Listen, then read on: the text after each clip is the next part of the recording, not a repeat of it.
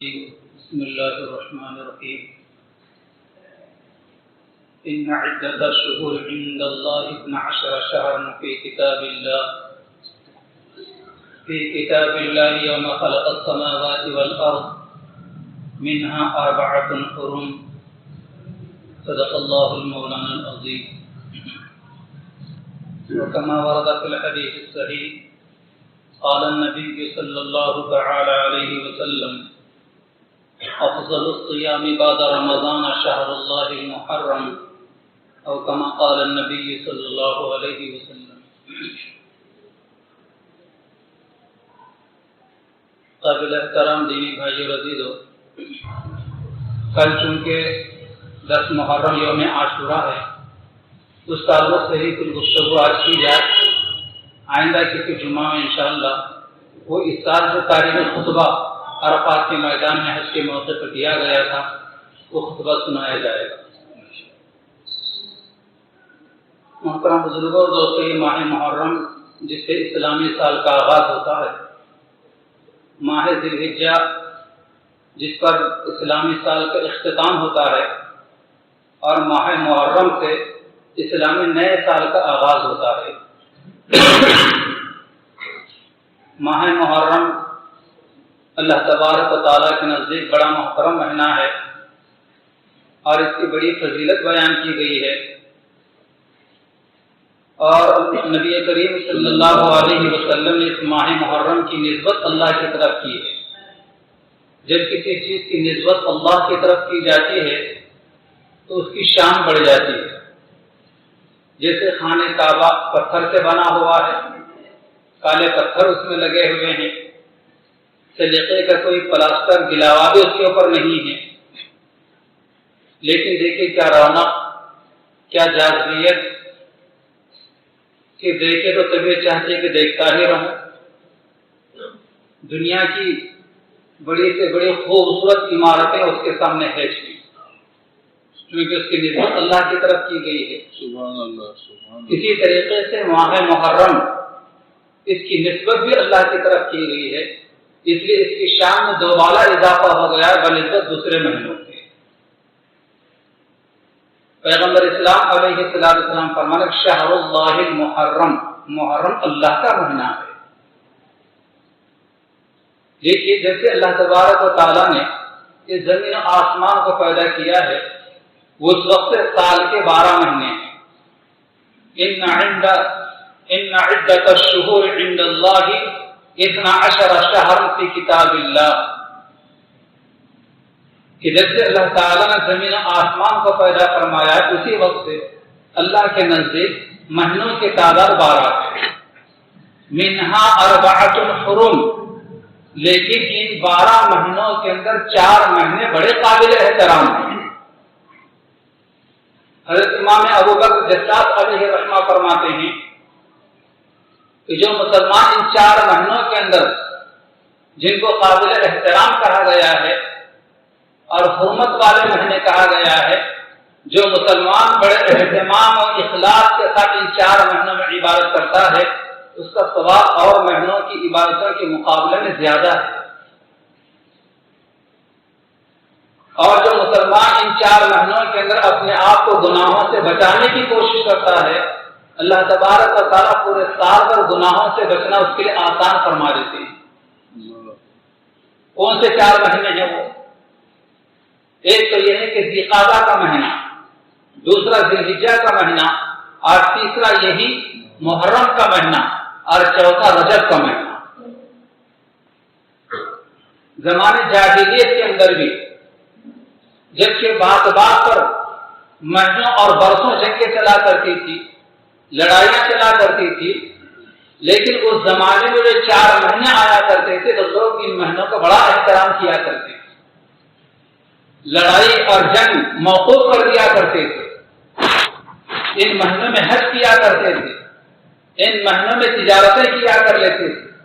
ان 4 مہینوں کو امن کے مہینے کہا کرتے تھے، اور ان مہینوں کے اندر مشاعرے کیا کرتے تھے. کوئی قبیلہ کسی قافلے پر حملہ آور نہیں ہوا کرتا تھا، ہر کوئی اپنے آپ کو مامون اور محفوظ سمجھ کر سفر کیا کرتا تھا. انہیں 4 مہینوں میں یہ محرم الحرام کا مہینہ ہے، جس کی اسلام کے اندر بڑی فضیلت آئی ہے۔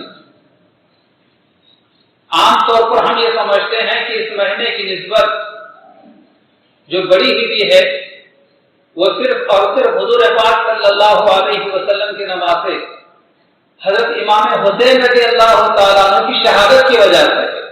ایسی بات نہیں، یہ مہینہ محرم کا تمام پیغمبروں کے زمانوں کے اندر قابل احترام رہا، حرمت والا رہا۔ حرمت کے معنی کیا؟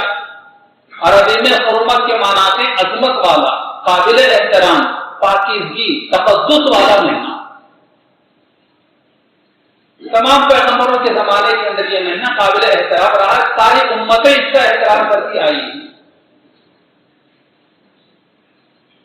اور بنی اسرائیل پر سال میں صرف ایک روزہ فرض تھا، یہی ماہ محرم کے 10 تاریخ تھا، جس کو یوم عاشورہ کہا جاتا ہے، روزہ فرض تھا۔ جب اسلام آیا تو اسلام آنے کے بعد بھی مسلمانوں پر سال میں ایک ہی روزہ فرض تھا، ایک ہی روزہ۔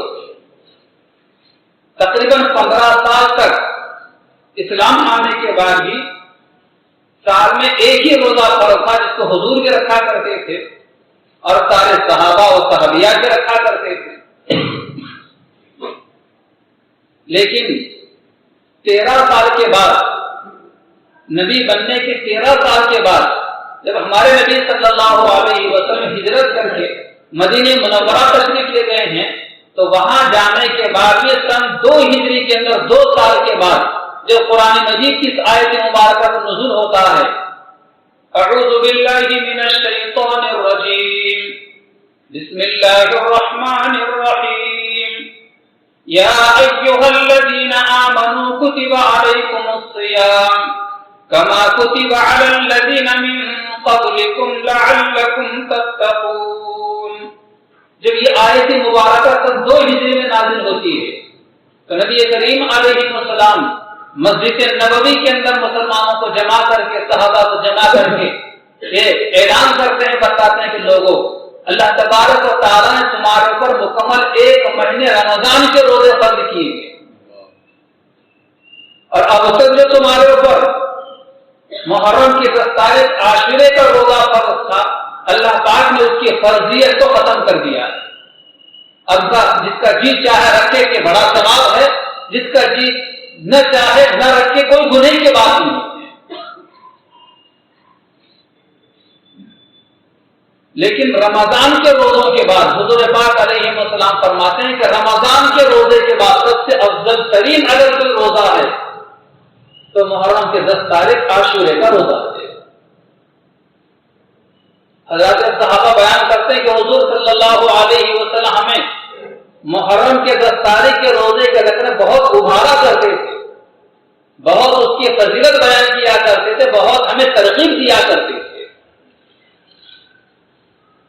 حضور پاک علیہ السلام فرماتے ہیں کہ جو مسلمان عاشورے کا 1 روزہ رکھتا ہے تو مجھے امید ہے کہ اللہ تبارک و تعالیٰ اس 1 روزے کی وجہ سے پچھلے 1 سال کے گناہوں کو معاف کرے، پچھلے 1 سال کے گناہوں کو معاف کرے۔ یہاں یہ بات یاد رکھنا چاہیے کہ جب کسی نیکی پر گناہ کے معاف کرنے کی، معاف ہونے کی جو خوشخبری سنائی گئی ہے، اس سے مراد گناہ صغیرہ ہوتے ہیں۔ گناہ کے 2 قسمیں، ایک گناہ کبیرہ اور دوسرے ہے گناہ صغیرہ۔ طاعت پر، عبادتوں پر، نیکی پر، صدقے و خیرات کے کرنے کے اوپر جو گناہ معاف ہوتے ہیں وہ گناہ صغیرہ معاف ہوتے ہیں۔ گناہ صغیرہ کا مطلب چھوٹے چھوٹے گناہ جو سال بھر میں ہم سے سرزد ہوئے ہیں، وہ عاشورے کے 1 روزے کی وجہ سے معاف ہو جاتے ہیں۔ اور گناہ کبیرہ جن کو بڑے بڑے گناہ کہا جاتا ہے، گناہ کبیرہ کی تعریف یہ کی گئی ہے کہ گناہ کبیرہ وہ گناہ ہے جس کے کرنے پر قرآن و حدیث میں جہنم کی وعید آئی ہے، اس کو گناہ کبیرہ کہتے ہیں۔ اور ایسا بڑا گناہ جس کو گناہ کبیرہ کہا جاتا ہے، اس کے معاف ہونے کے لیے توبہ شرط ہے۔ جب تک آدمی توبہ نہیں کرے گا یہ گناہ معاف نہیں ہوتے۔ شرطیں ہیں. آدمی کبھی بھی اس سے کوئی گناہ سرزد ہو جائے تو آدمی توبہ کر لے، اور انہی 3 شرطوں کے ساتھ توبہ کر لے تو یقین کے ساتھ یہ بات کہی جاتی ہے کہ گناہ معاف ہو گیا. کون سی 3 شرطیں ہیں وہ؟ پہلی شرط یہ ہے کہ فوراً اس گناہ کو چھوڑ دے. دوسری شرط یہ ہے کہ وہ گناہ آئندہ نہ کرنے کا ارادہ رکھے. اور تیسری شرط یہ ہے کہ جو گناہ ہو چکا ہے اس پر ندامت و شرمندگی ہو، ندامت و افسوس ہو کہ واقعی مجھ سے غلط کام ہو گیا جو نہیں ہونا چاہیے تھا. یہ 3 شرطیں: فوراً گناہ چھوڑ دے، آئندہ گناہ نہ کرنے کا ارادہ رکھے، اور جو گناہ ہو چکا ہے اس پر ندامت ہو، افسوس ہو، شرمندگی ہو کہ واقعی مجھ سے غلط کام ہو گیا. ان 3 شرطوں کے ساتھ جب توبہ کی جاتی ہے تو اللہ اس بندے کی توبہ قبول کر لیتے ہیں اور اس کے گناہ کو معاف کر دیتے ہیں. انہی 3 شرطوں کے ساتھ توبہ کرنے والے بندے کے تعلق سے پیغمبر اسلام صلی اللہ علیہ وسلم نے فرمایا التائب من الذنب کمن لا ذنب له، کہ گناہوں سے توبہ کرنے والا ایسا ہے جیسے کہ اس نے گناہ کیا ہی نہیں. خدا کرے کہ یہ توبہ کی توفیق ہمیں نصیب ہو جائے، اور اللہ پاک صغیرہ کے ساتھ اللہ پاک ہمارے صغیرہ گناہوں کو بھی معاف کرتے تاکہ قیامت کے دن میدان محشر میں کسی قسم کی ذلت اور رسوائی کا سامنا ہمیں نہ کرنا پڑے. بہرحال محترم بزرگوں دوستوں، محرم الحرام میں وہ عظیم مہینہ ہے، وہ بابرکت مہینہ ہے، وہ مقدس مہینہ ہے جس کو آج امت کا بڑا طبقہ غم کے مہینے سے یاد کرتا ہے، اور اس کو غم کا اور ماتم کا مہینہ سمجھ کر اس مہینے میں کوئی شادی بیاہ نہیں کرتے، کوئی خوشی کی تقریب نہیں کرتے، اور بعض مسلمان اس مہینے کے اندر اپنی نئی دکان سے ابتدا بھی نہیں کرتے، حتیٰ کہ بعض لوگ اس مہینے میں اپنے رشتے بھی نہیں کرتے. اور بات جائیے، پیغمبر اسلام صلی اللہ علیہ وسلم کے رشتے سے بڑھ کر کوئی رشتہ دنیا میں ہو سکتا ہے؟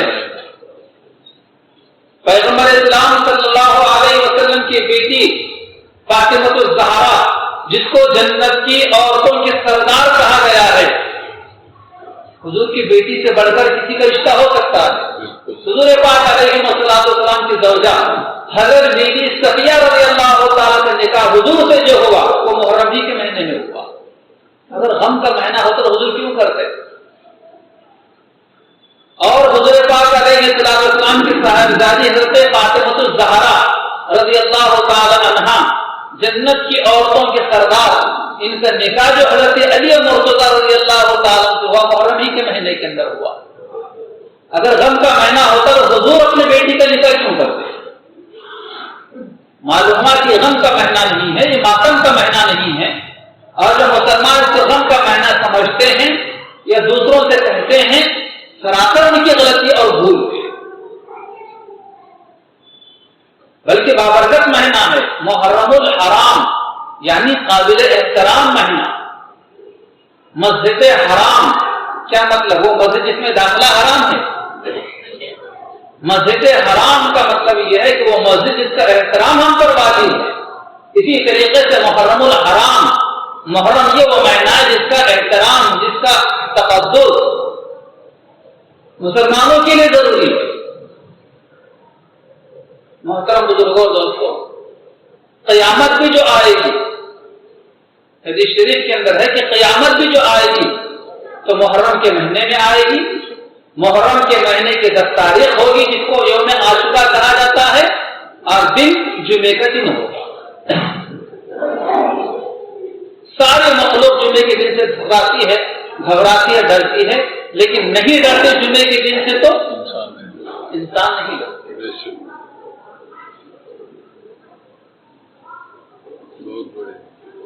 پیغمبر اسلام صلی اللہ علیہ وسلم جب ہجرت کر کے مدینہ منورہ تشریف لے گئے تو وہاں جانے کے بعد آپ علیہ السلام دیکھا کہ وہاں کے یہودی محرم کے 10 تاریخ کو روزہ رکھتے ہیں.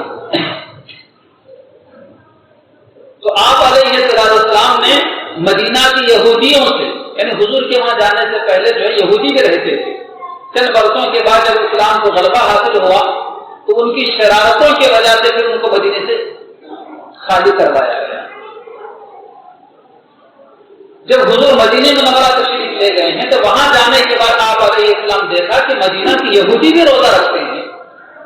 یہودی سے مراد تورات کے ماننے والے، حضرت موسیٰ علیہ السلام کو ماننے والے قوم مدینے میں آباد تھے اس وقت، وہ بھی روزہ رکھتے ہیں۔ تو حضور صلی اللہ علیہ وسلم نے ان کو روزہ رکھتے ہوئے دیکھ کر آپ نے ان سے پوچھا ما ھذا اليوم الذی تصومونہ، ایک ایسا دن ہے جس میں تم روزہ رکھتے ہو، کیا دن ہے یہ، کیوں کر اس میں روزہ رکھتے ہو؟ تو ان یہودیوں نے جواب دیا تھا کہ ھذا یوم عظیم، کہ یہ دن محرم الحرام کے 10 تاریخ کا دن بڑا عظیم دن ہے، انجل اللہ فیہ موسیٰ وقومہ، کہ آج کے دن اللہ تبارک و تعالیٰ نے حضرت موسیٰ علیہ السلام کو فرعون سے نجات دی تھی، دریا سے پار ہو گئے تھے موسیٰ علیہ السلام بھی اور ان کی قوم بھی، وغرق فرعون وقومہ، اور اللہ تبارک و تعالیٰ ڈبو دیا تھا فرعون کو اور اس کے لشکر کو، اس کی قوم کو، فصامہ موسیٰ شکرا، دریا سے پار ہونے پر حضرت موسیٰ علیہ السلام نے شکریہ کے طور پر روزہ رکھا تھا، فنحن نصومہ، اس لیے ہم بھی روزہ رکھتے ہیں۔ نبی کریم علیہ السلام نے جواب سن کر فرمایا تھا فنحن احق واولی بموسیٰ منکم، موسیٰ علیہ السلام تو ہمارے بھائی ہیں، وہ بھی پیغمبر تھے تو ہم بھی پیغمبر ہیں، ہم زیادہ حقدار ہیں اس بات کی کہ موسیٰ علیہ السلام کے روزہ رکھنے کے مطابق ہم روزہ رکھیں۔ چنانچہ حضور پاک علیہ السلام روزہ رکھنا شروع کیا، لیکن آپ علیہ السلام نے صحابہ میں آ کر، مسلمانوں میں آ کر یہ اعلان کیا کہ لوگوں، یہودی 10 تاریخ کو روزہ رکھتے ہیں، ہم بھی 10 تاریخ کو روزہ رکھتے ہیں، تو ہمارا یہ عمل یہودیوں سے مشابہت اختیار کر رہا ہے۔ اب اسلام اس بات کو ہرگز پسند نہیں کرتا کہ مسلمانوں کا کوئی عمل، مسلمانوں کا کوئی طرز عمل کسی غیر قوم کے ساتھ مشابہت اختیار نہ کرے، اس لیے آپ علیہ السلام فرمایا لئن بقیت لأصومن التاسع، اگر میں آئندہ تک زندہ رہا، تو حضور کو بھی اپنی زندگی کا بھروسہ نہیں، حضور نے فرمایا کہ اگر میں آئندہ تک زندہ رہا لأصومن التاسع، تو میں 9 تاریخ کا بھی روزہ رکھوں گا۔ اس لیے محدثین فرماتے ہیں یہ جو ماہ محرم کا مہینہ آ جائے تو مسلمانوں کو چاہیے کہ 9 تاریخ کا بھی روزہ رکھے اور ساتھ میں 10 تاریخ کا بھی روزہ رکھے، لیکن اگر کسی وجہ سے 9 تاریخ کا روزہ نہیں رکھ سکے تو 10 11 کا روزہ رکھنا چاہیے۔ جیسے آج 9 تاریخ میں ماہ محرم کی بہت سارے مسلمان بھائی اور بھائیوں کے مقابلے بہنیں بڑی تعداد میں روزہ ہیں الحمدللہ، تو کل کا مس نہ کرے، کل کا ناغا نہ کرے، کل کا بھی ضرور رکھیں۔ اور اگر آج ہم میں سے کسی بھائی نے نہ رکھا ہو، کسی بہن نے نہ رکھا ہو، تو کل کا روزہ رکھیں، اور کل کے ساتھ میں پرسوں ہفتے کے دن کا روزہ رکھیں، بڑا اجر و ثواب ہے۔ رمضان کے روزے کے بعد سب سے افضل ترین روزہ اگر کوئی ہے تو محرم الحرام کے 10 تاریخ کا یوم عاشورہ کا روزہ ہے، بڑی عظیم تاریخ وابستہ ہے محرم الحرام کے 10 تاریخ، لیکن عام طور پر ہم یہ سمجھتے ہیں کہ یہ صرف حضور پاک علیہ السلام کے نواسے حضرت حسین رضی اللہ تعالیٰ کی شہادت سے لے جا کر اس کو جوڑ دیتے ہیں، اور جس کی وجہ سے تو ہم کا معنی کرتے ہیں اور کرتے ہیں۔ بھائی بہت بڑی ہماری بھول ہے، ناواقفیت ہے، ہماری جہالت ہے، اور یہ بات یاد رکھیں کہ شہادت بھی کوئی بری بات نہیں ہے، کسی کی شہادت ہونا اللہ کے راستے کی کوئی بری بات نہیں ہے، بلکہ خوشی کا سودا ہے۔ کیوں خوشی کا سودا ہے؟ اس لیے کہ حضور پاک صلی اللہ علیہ وسلم خود شہادت کی تمنا کی ہے۔ حدیث مبارکہ ہے، نبی کریم علیہ السلام فرماتے ہیں لَوَدِدْتُ أَنْ أُقْتَلَ فِي سَبِيلِ اللَّهِ ثُمَّ أُحْيَا، میں چاہتا ہوں، میری دلی تمنا یہ ہے کہ میں اللہ کے راستے میں قتل کر دیا جاؤں، پھر مجھے زندہ کیا جائے، ثُمَّ أُحْيَا، پھر مجھے زندہ کیا جائے، ثم اقتل، پھر مجھے قتل کر دیا جائے۔ حضور نے یہ الفاظ کہ مجھے قتل کیا جائے پھر زندہ کیا جائے، حضور نے 3 مرتبہ بیان کیا۔ اگر غم کی بات ہوتی، بری بات ہوتی شہادت، تو حضور کیوں تمنا کرتے اس کی؟ اور پیغمبر اسلام علیہ السلام بری بات کی تمنا کیسے کرتے؟ جب اچھی بات ہے تو ہی تو نبی نے اس کی تمنا کی ہے۔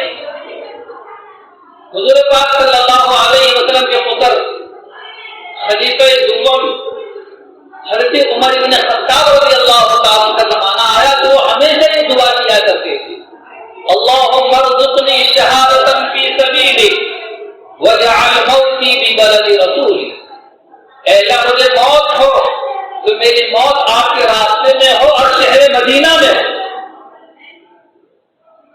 چنانچہ اللہ تبارک و تعالیٰ نے حضرت عمر فاروق رضی اللہ تعالیٰ کی دعا کو قبول فرمایا اور ان کی شہادت ہوئی، اور مدینہ منورہ میں ان کی شہادت ہوئی کہ نماز پڑھا رہے ہیں، اپنے تتوں کو چیرتا ہوا ایک مجوسی غلام آتا ہے اور اپنے نیزے کو زہر میں ڈبو کر لاتا ہے، اور نماز کی حالت میں جب امامت کر رہے ہیں حضرت عمر فاروق رضی اللہ تعالیٰ کے پیٹ میں مار دیتا ہے، کئی بار کر دیتا ہے، مسلح پر گر جاتا ہے۔ اس طریقے سے ان کی شہادت ہوتی ہے۔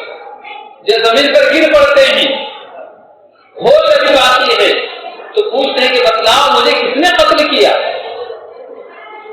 بتلانے والے بتلاتے ہیں کہ فلاں مجوسی نے آپ کو قتل کیا، آپ پر حملہ کیا ہے۔ تو حضرت عمر رضی اللہ تعالیٰ عنہ اللہ کے بارگاہ میں شکر ادا کرتے ہیں، الحمدللہ اللہ کا شکر ہے کہ میں کسی مسلمان کے ہاتھ سے قتل نہیں ہوا،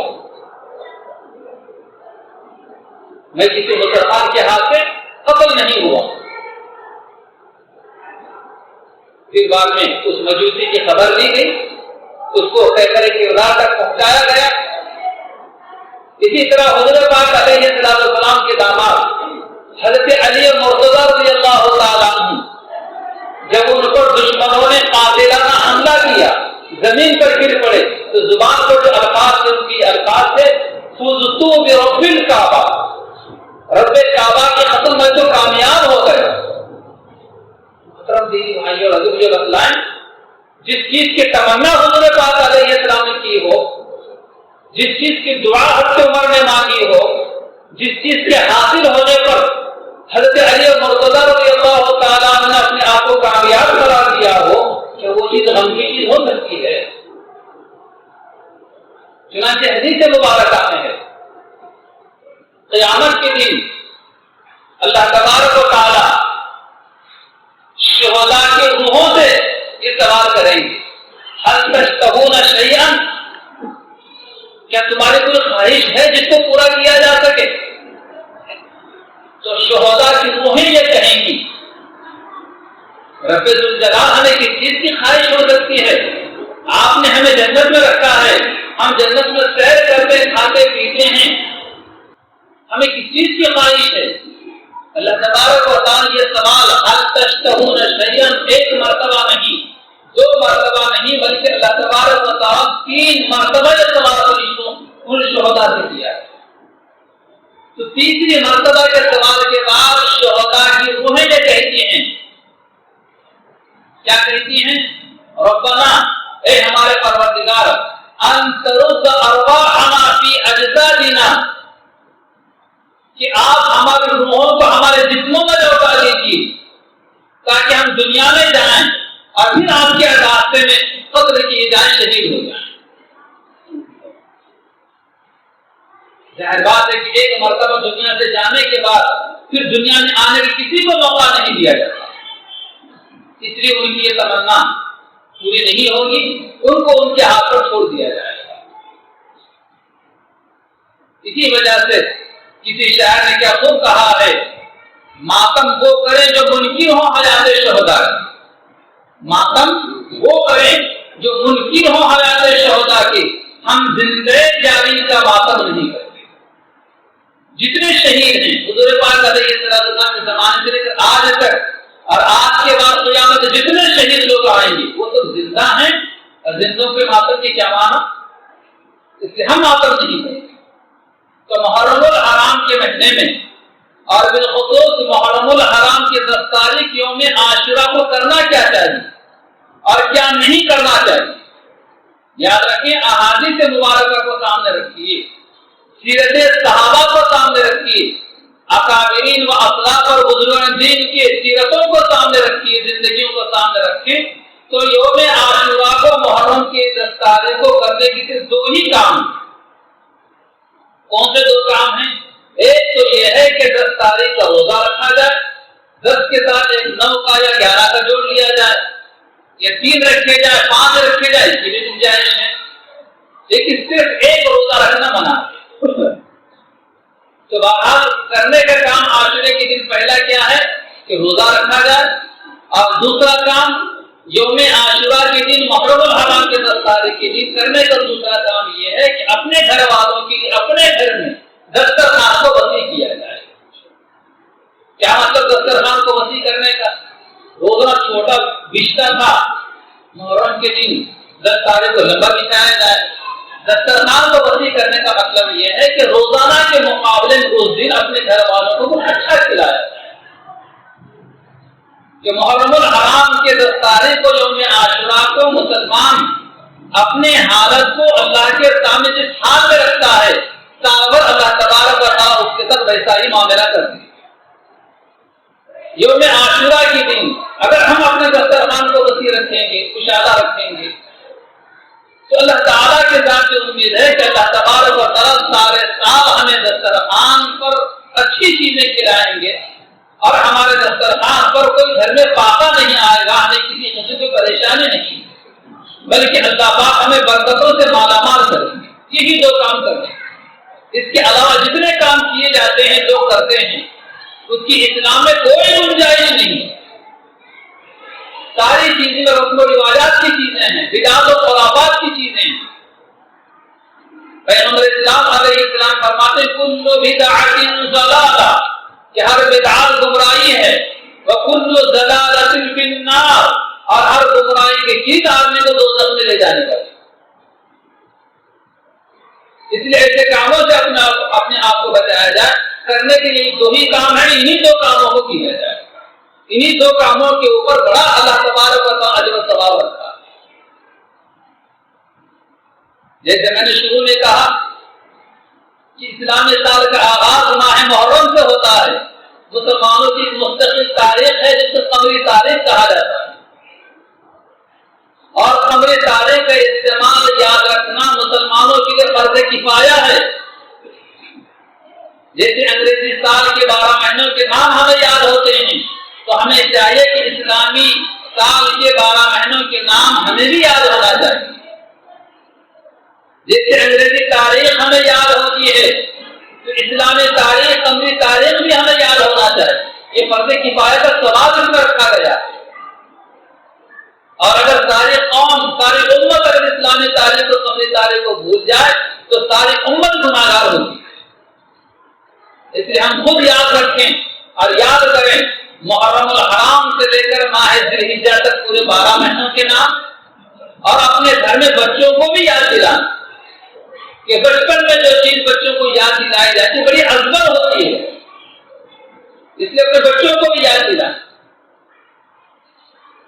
اور سرکاری تاریخ سے چونکہ یاد رکھنا ہمارے ضروری ہے، کیونکہ دنیا کے اکثر و بیشتر کاروبار سرکاری تاریخ، انگریزی تاریخ ہی پر ہوتے ہیں، لیکن نجی معاملات کے اندر گھر میں خاص طور پر چرچا زبان پر اسلامی تاریخ کا بھی ہونا چاہیے۔ مہینہ فلاں چل رہا ہے، آج اسلامی یہ تاریخ ہے، قمری یہ تاریخ، اس میں اللہ تعالیٰ بڑا اجر و ثواب رکھا۔